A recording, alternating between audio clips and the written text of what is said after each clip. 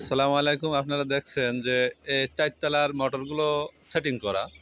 ওই যে আপনার উপরে মোটর, এর নিচ আপনার আস্তে আস্তে থেকে ৪ টে তালায় এই চেন দিয়ে আমরা বেল্টের যে লিডারগুলো পরিষ্কার করার জন্য এই মোটর সেটিং করা আছে। আমাদের এখানে এগুলো হলো গিয়ার সিস্টেম আছে।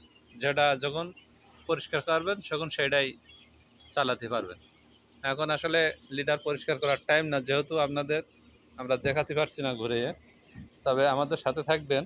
এর পরবর্তী ভিডিওটা আপনাদের লিডার পরিষ্কার করা সহ আপনাদের দেখাবার চেষ্টা করবো ইনশাল্লাহ।